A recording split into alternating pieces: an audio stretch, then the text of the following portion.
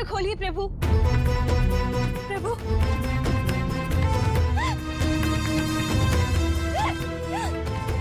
जागिए प्रभु, अपने नेत्र खोलिए। स्वामी, अपनी अर्धांगिनी के व्यथा का समाधान आप नहीं तो और कौन करेगा स्वामी। मेरी विनती स्वीकार कर अपने नेत्र खोलिए प्रभु। प्रभु स्वामी, प्रभु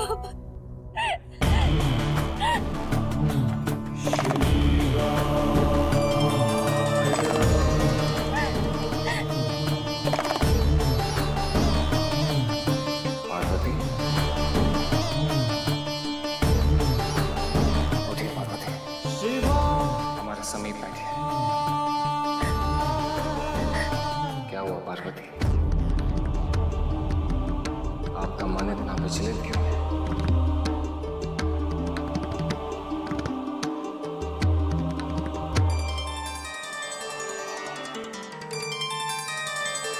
आप तो सर्व ज्ञाता है नाथ, आदि से अंत तक सबका बोध है आपको, फिर भी आप ये प्रश्न पूछ रहे हैं।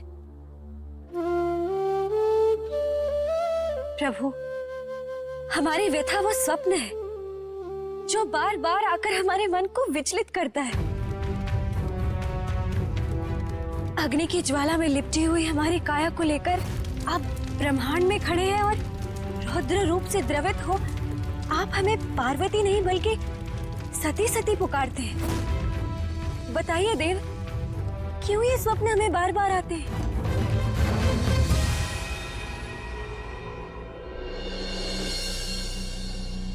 देवी, ये मैंने आपको पहले भी कहा है कि जब सही समय आएगा तो मैं इस स्वप्न का सत्य आपको अवश्य बताऊंगा। प्रभु, हमारे धैर्य की अब और परीक्षा मत लीजिए प्रभु। हम इससे पहले भी आपसे कई बार अपने स्वप्न के बारे में पूछ चुके हैं, किंतु आपने कभी भी हमारी शंका का समाधान नहीं किया। ऐसा क्या सत्य है जो आप हमें बताना नहीं चाहते?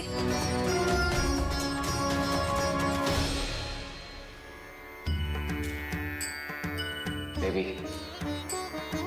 क्या आपको हमारी मंशा पर संदेह हो रहा है?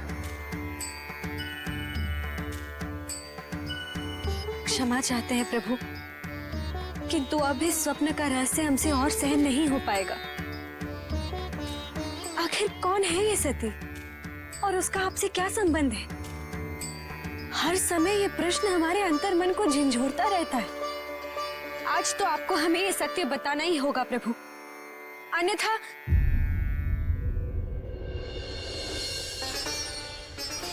अन्यथा क्या देवी? अन्यथा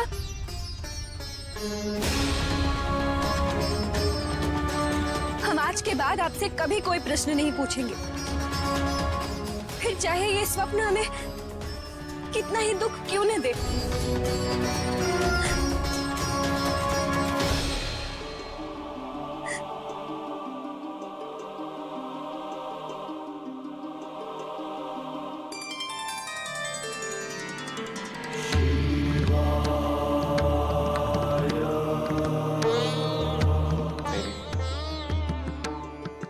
हम भी आपको दुखी नहीं देखना चाहते।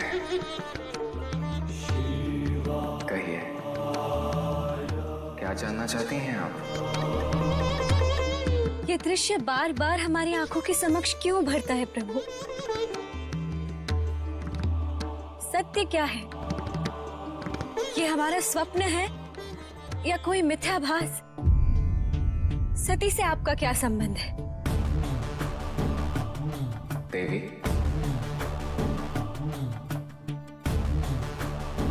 सती से वही संबंध है जो आपसे।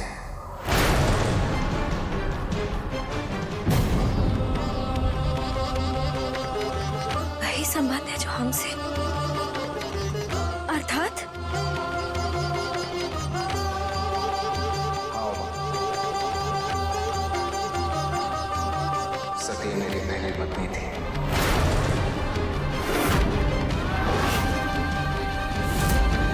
पहली पत्नी थी? तो फिर स्वप्न में हम स्वयं को क्यों देखते थे?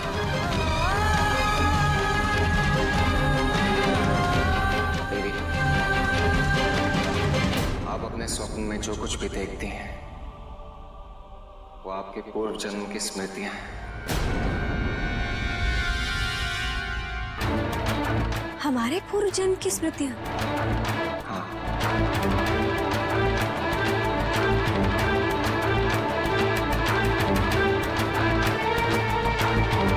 सती कोई और नहीं, अभी तो आप।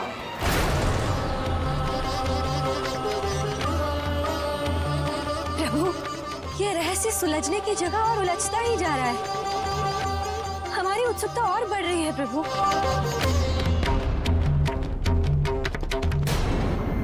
देवी, अपने पूर्व जन्म के सत्य को जानने से पहले आपको इस ब्रह्मांड की आधार शक्ति के रहस्य को समझना होगा।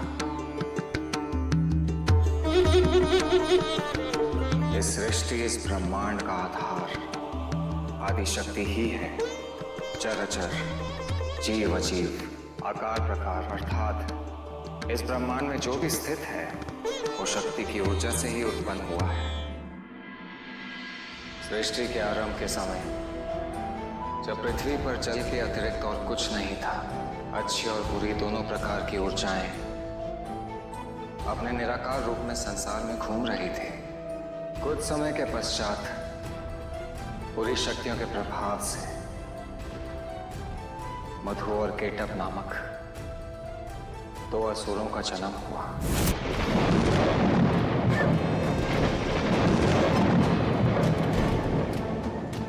आदि शक्ति की सहायता से नारायण ने उनका संहार किया।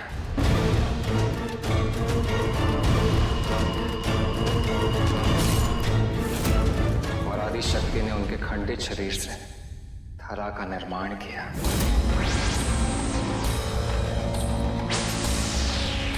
और इस कारण जल से भरे संसार में पृथ्वी का निर्माण हुआ।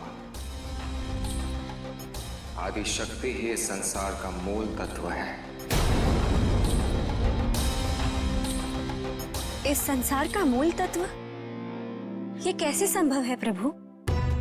शक्ति को धारण करने वाले आप हैं। शक्ति का प्रेम भी आप हैं।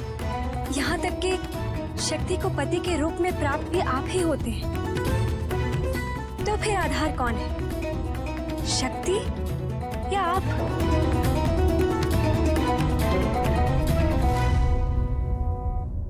देवी, मैं शक्ति को धारण नहीं करता, अपितु शक्ति मुझे धारण करती है। शक्ति के बिना ये शिव भी शक्ति के समान है। जब शक्ति मुझे धारण करती है तभी मैं शिव होता हूँ, तभी सृजक होता हूँ और तभी मैं विध्वंसक शक्ति होता हूँ। अर्थात इस संसार में शक्ति ही सर्वश्रेष्ठ है। बात सर्वश्रेष्ठ होने की नहीं है, अपितु सहयोग और एक दूसरे का पूरक होने की है। स्त्री और पुरुष, शिव और शक्ति दोनों मिलकर इस संसार का संचालन करते हैं।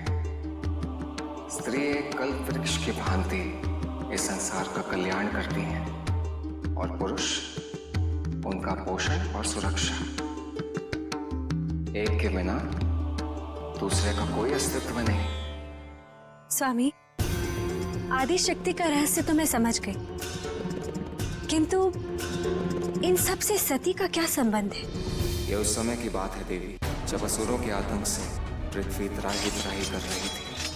तब आदि शक्ति ने अनेक असुरों, महिषासुर, रक्तबीज, चंडमुंड, शुंभ निशुंभ आदि का वध कर संसार को पाप मुक्त किया। एक समय ऐसा आया जब आदि शक्ति ने इस पृथ्वी को असुर विहीन बना दिया और जो शेष बच गए उन्होंने पाताल लोक में छिपकर अपनी जान बचाई।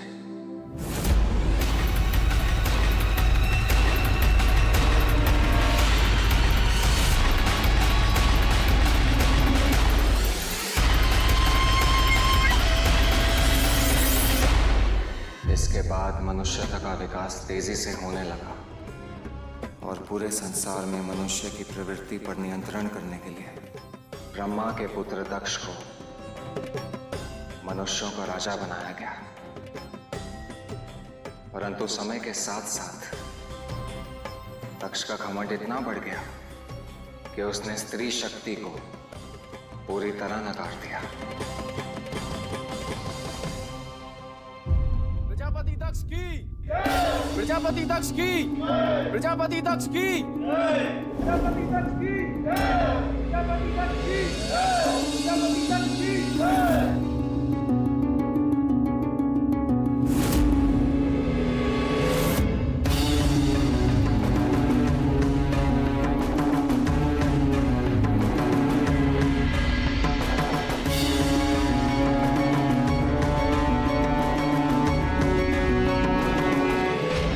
माननीय सभासदों, मेरे द्वारा शासित इस संसार में हर प्राणी के दो प्रकार हैं, स्त्री और पुरुष।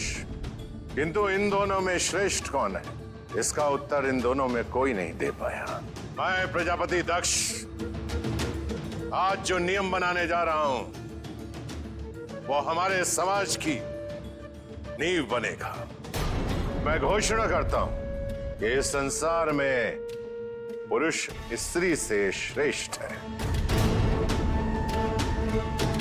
पुरुष बुद्धिमान है, पुरुष शक्तिशाली है और स्त्री निर्बल है, अबला है। स्त्री का जीवन पुरुष के अधीन है, उसे उसकी इच्छा अनुसार जीना चाहिए, इसी में उसका सम्मान है और इसी में उसका कल्याण है। मैं आज ही अपनी प्रजा को आदेश देता हूं कि वह हर कार्य में और हर सामाजिक व्यवस्था में पुरुषों को प्रधानता दे।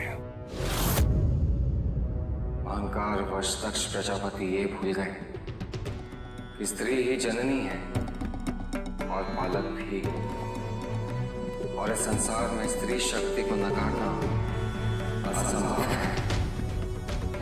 जब आदि शक्ति ने दक्ष के इस अहंकार को देखा तो वह समझ गई कि उसका यह अहंकार असुरी प्रवृत्ति से कहीं अधिक घातक है और इस अहंकार का संहार अति आवश्यक है।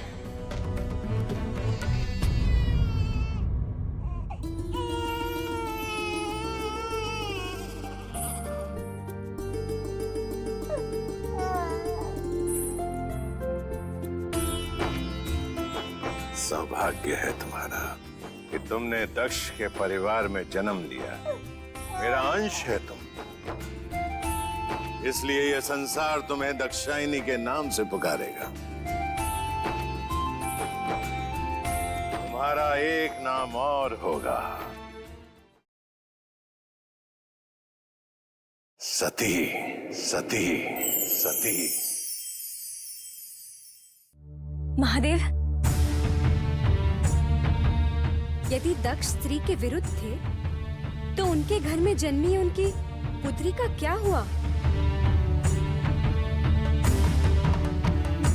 पार्वती, किसी और कारण से आया बदलाव अल्पकालीन होता है। एक बेटी ही होती है जिसे पिता सबसे अधिक प्रेम करता है और एक बेटी जो चाहे अपने पिता से मनवा सकती है। तो फिर देवी सती ने अपने पिता दक्ष को कैसे समझाया? मुझे प्रसन्नता है कि मेरे बनाए हुए नियमानुसार इस संसार की स्त्रियां पुरुष की अधीनता स्वीकार कर रही हैं। और हो भी क्यों ना, पुरुष ही तो स्त्री का भरण पोषण करता है और पुरुष के सहारे के बिना स्त्री का कोई अस्तित्व नहीं। नहीं पिताश्री,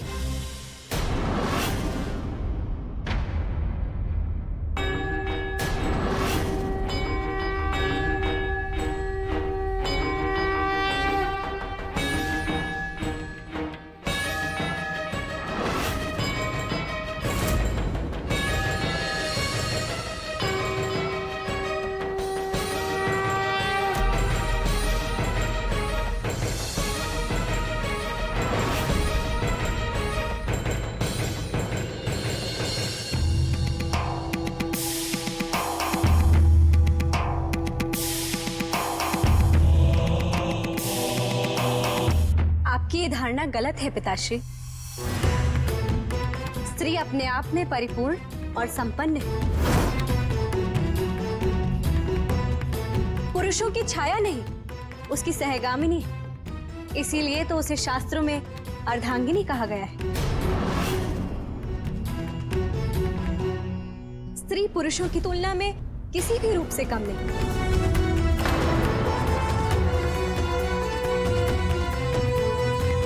बेटी सती, तुम अभी अबोध हो, तुम्हें अपनी दुर्बलता का ज्ञान नहीं। स्त्री तो पुरुषों की भी जननी है, तो फिर वो पुरुषों से दुर्बल कैसे हुई पिताश्री? ये प्रकृति का नियम है। वही विचार तो योग्य है पिताश्री। यदि स्त्री दुर्बल होती तो प्रकृति वंश वृद्धि के लिए स्त्री का ही चुनाव क्यों करती और पुरुषों को इस आशीर्वाद से वंचित क्यों रखती? सती, तुम्हें इन सब की समझ नहीं है और ना ही ये वाद विवाद का विषय। तुम शांत रहो।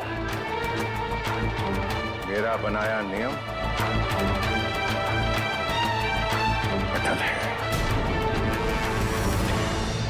अब दक्ष का अहंकार इतना बढ़ चुका था कि उसे सती की बातें समझ नहीं आई। फिर आदि शक्ति ने संसार में लीला करने के लिए दूसरा मार्ग चुना। क्या था वो मार्ग प्रभु?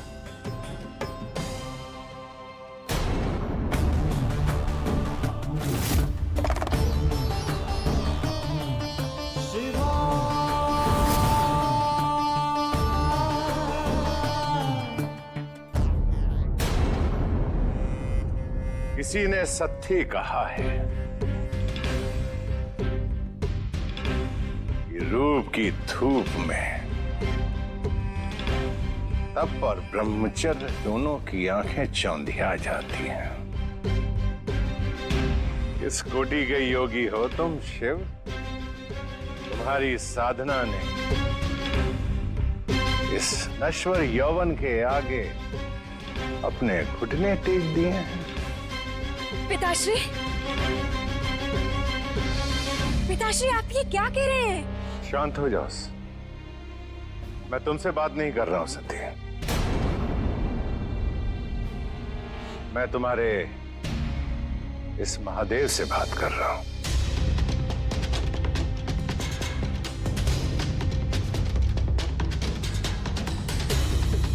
बोलो शिव, ब्रह्मचर्य का परित्याग कर अब तुम गृहस्थ जीवन का पालन कर रहे हो। पालन पोषण कैसे करोगे तुम अपनी पत्नी का?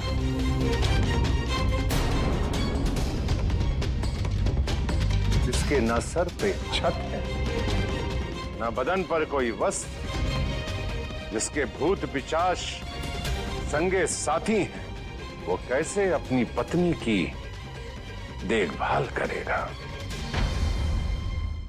भूल गए हो तो स्मरण करा दूं। जिसे तुम वरमाला पहना कर लाए हो, जिसके पति बने बैठे हो, वो तुम्हारी तरह दर दर की ठोकरें खाती नहीं फिरती है। राजकुमारी है वो, राजकुमारी। दासी ठाट बाट के साथ रहती है वो।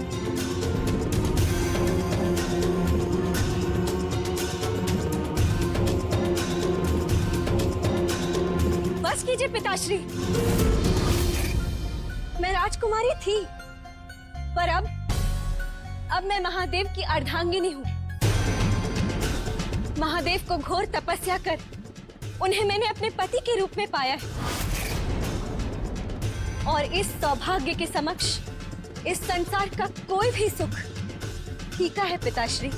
ये तुम क्या कह रही हो सती? तुम्हारे इस अघोरी पति के समक्ष तुम्हारे पिता द्वारा दिया हुआ ऐश्वर्य नागण्य है। नहीं पिताश्री, भविष्य का मुख तो भूतकाल के हाथों ही बनाया जाता है। आप और ये राजमहल मेरा अतीत है, परंतु मेरा भविष्य केवल मेरे महादेव हैं। इन्हीं से मेरी गति है और इन्हीं से मैं पूर्ण होती हूँ पिताश्री। मैं सिर्फ तुम्हारा भूतकाल नहीं हूं सती, तुम्हारा अस्तित्व है मुझसे। याद रखो, जन्म देने वाले से बड़ा तो ईश्वर भी नहीं होता है। सर्वश्रेष्ठ और सदा पूजनीय तो जन्मदाता ही होता है।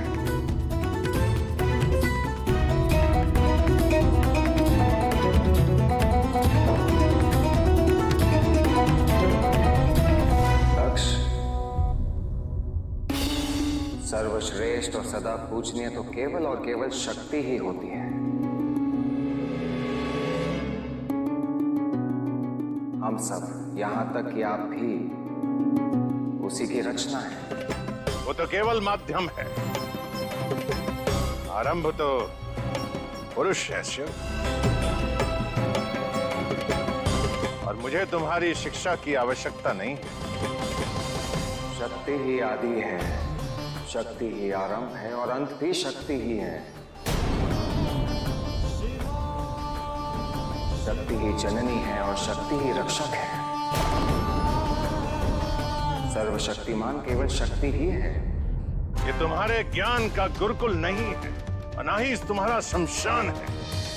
ना ही मुझे तुम्हारा शिष्य बनने की कोई आवश्यकता है। तुम इसी वक्त यहां से चले जाओ और दोबारा इस राजमहल की सीमा रेखा पार करने का साहस मत करना।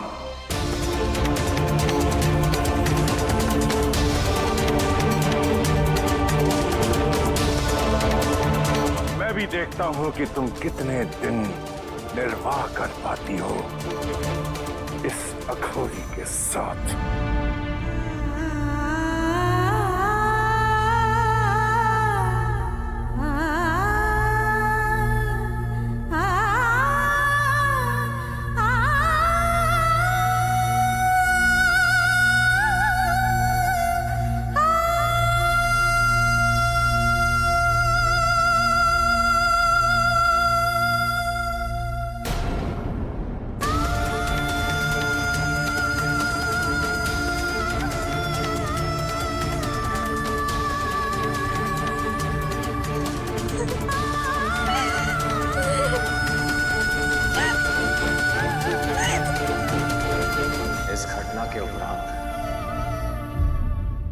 सती मेरे साथ कैलाश निवासिनी हो गई और हम दोनों सुखपूर्वक रहने लगे। किंतु दक्ष अपने अहंकारवश इस बात को सहन नहीं कर पा रहा था कि उसकी बेटी अपने पिता की आज्ञा का अनादर करके आनंद और सुखमय जीवन कैसे व्यतीत कर सकती है।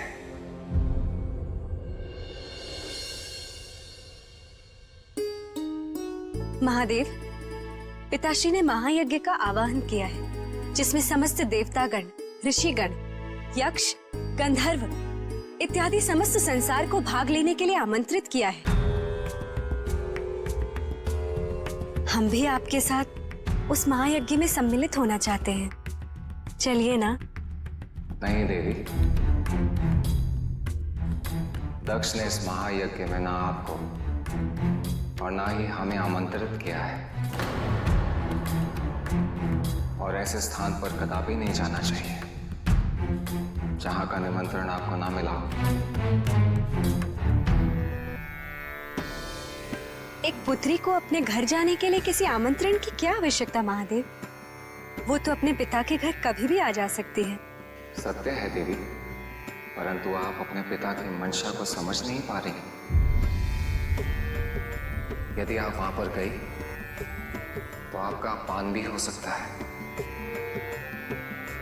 और हमारी अर्धांगिनी होने के नाते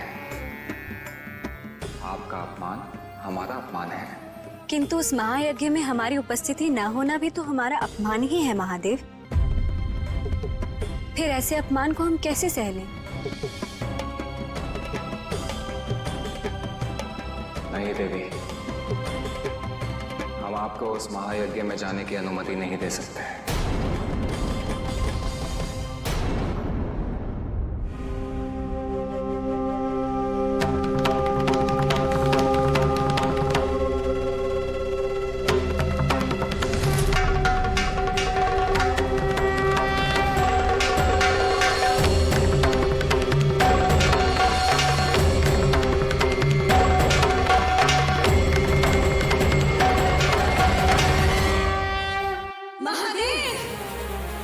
केवल आपकी अर्धांगिनी ही नहीं, अपितु इस संसार की रक्षक भी हूँ। मेरा जन्म दक्ष के घर इसी उद्देश्य की पूर्ति के लिए हुआ था, जिसके लिए मेरा उस यज्ञ में जाना अत्यंत आवश्यक है। यदि आपने मुझे उस यज्ञ में जाने की अनुमति ना दी, तो आप भी उस अहंकारी दक्ष प्रजापति की ही विचारधारा का समर्थन करते हैं, जो स्त्री शक्ति को पुरुषों के अधीन समझता है।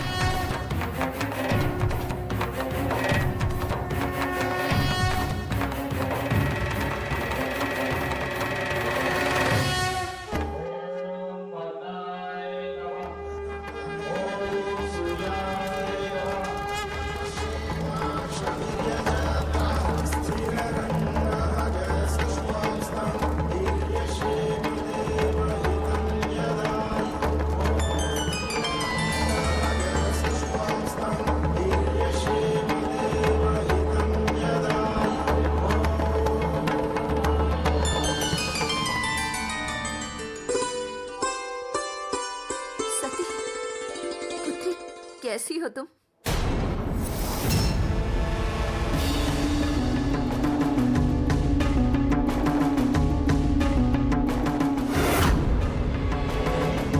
सती,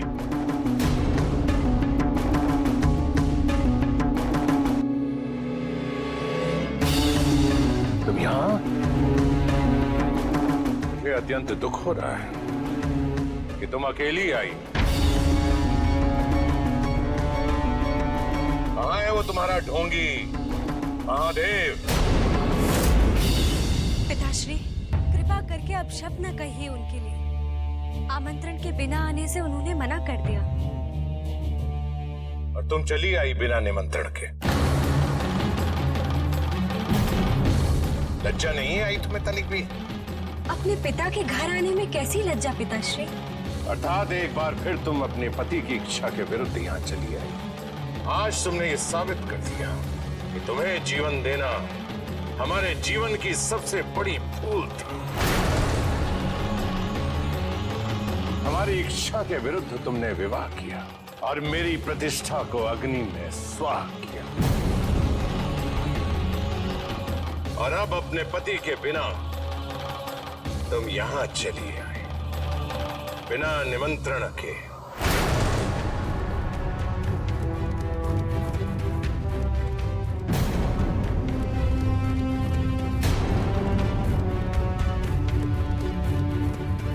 प्रेम तो लज्जा और प्रतिष्ठा से बढ़कर होता है पिताश्री। मैं तो आपके और माताश्री के प्रेमवश यहाँ बिना निमंत्रण चली आई। कृपया इसे मेरी उद्दंडता कह के इसका अपमान न करें। मीठी वाणी बोलकर तुम मुझे मोह नहीं सकती सती। सत्य क्यों नहीं कहती? उस अघोरी पाखंडी शिव से जो तुमने विवाह किया था, वो जो भूल तुमने की थी, उसका बोध तुम्हें हो चुका है और इसी कारण तुम उसके बिना यहाँ चली आई। तुम्हें क्या लगता था मैं तुम्हें फिर से वही वैभव और वही सुख प्रदान करूंगा जो पहले करता था? कदापि नहीं। वो भूल है तुम्हारी। भूल तो आपने की है पिताश्री। मेरे महादेव को, मेरे आराध्य को कम आंक कर मैं अपने महादेव के साथ किसी महल की नहीं, संपूर्ण कैलाश की स्वामिनी। आपका दिया हुआ सुख और वैभव मेरे महादेव के दिए हुए प्रेम और सम्मान के आगे कण मात्र भी नहीं पिताश्री। तो क्यों आई हो यहाँ? मैंने तो तुम्हें उसी दिन मृत्यु मान लिया था जिस दिन तुम उस अघोरी के साथ आकर मुझे लज्जित करके चली गई थी। मुझे और इस यज्ञ स्थल को तुम्हारी कोई आवश्यकता नहीं है।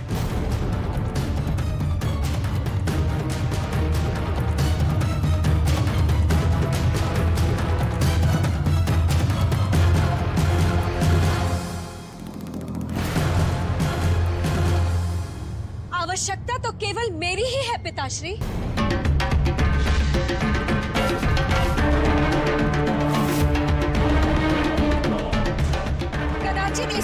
का उद्देश्य ही मैं और आज आपकी आंखों पर चढ़े इस अहंकार के पर्दे को उठाकर एक और सत्य कहना चाहती हूँ। मुझे जन्म देना आपके अधिकार में नहीं था पिताश्री। ये तो मेरा चयन और मेरा उपकार था कि मैं आपकी पुत्री बनी, किंतु अब मुझे आपका ये मिथ्य उपकार स्वीकार्य नहीं है पिताश्री। और आपका दिया हुआ ये मिट्टी का शरीर भी कदापि स्वीकार्य नहीं है। इसलिए आज आपके इस महाहवन कुंड में महाआहुति होगी।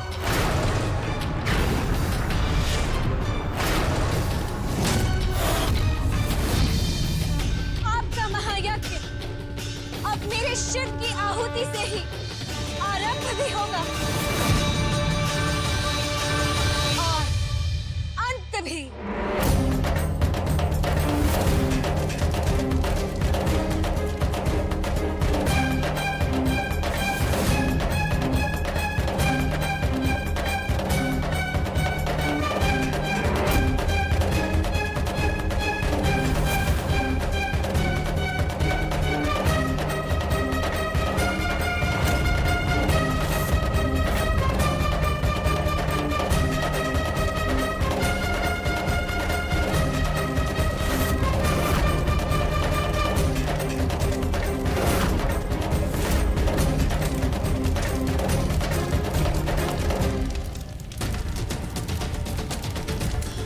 हे अग्नि देवता, मैं महादेव भार्य सती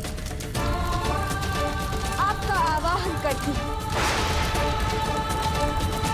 कि कृपया मुझे अपने अंदर समाहित कर लें, ताकि इस अहंकारी दक्ष के दिए हुए शरीर से मुक्ति पा सकूं।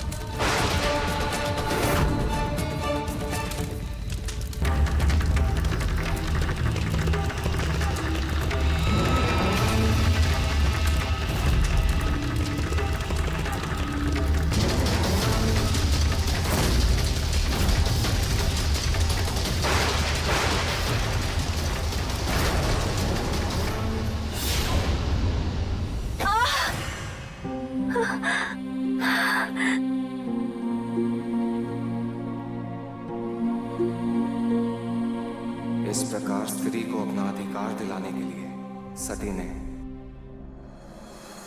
अर्थात आपने अपने आप को अग्नि में समर्पित कर दिया।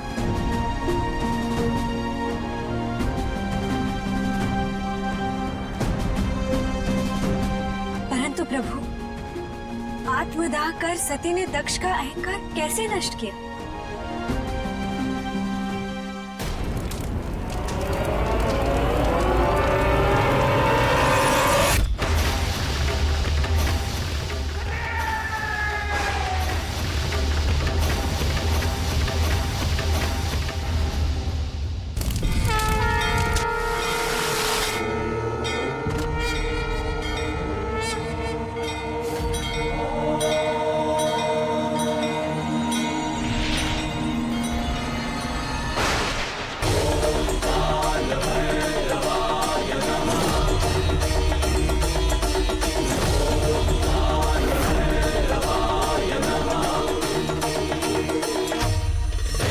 आपकी जटाओं से जन्मा आपका भैरव, मैं वीरभद्र आपको नमन करता हूं।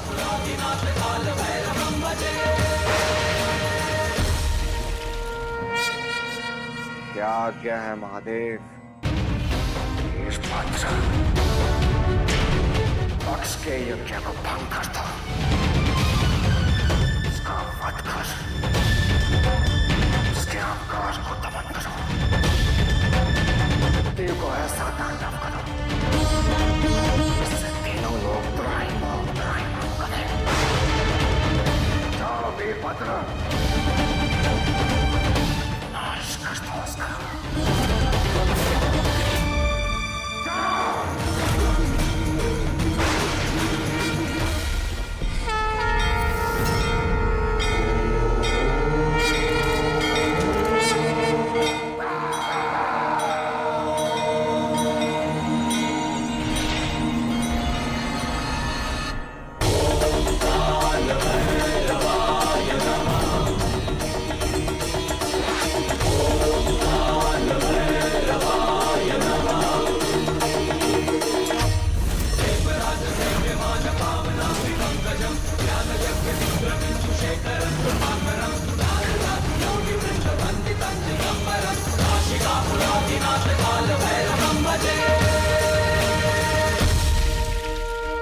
कौन हो तुम? मैं तेरा सर्वनाश हूं दक्ष। तुझे तेरे पापों का दंड देने आया।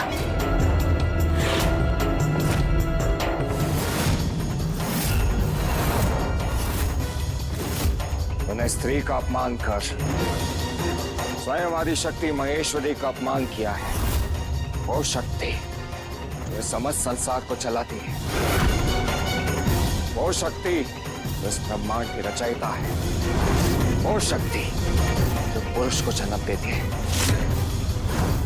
तूने ये कैसे सोच लिया कि पुरुष स्त्री का स्वामी हो सकता है? वो तो केवल स्त्री का सहायक और रक्षक है।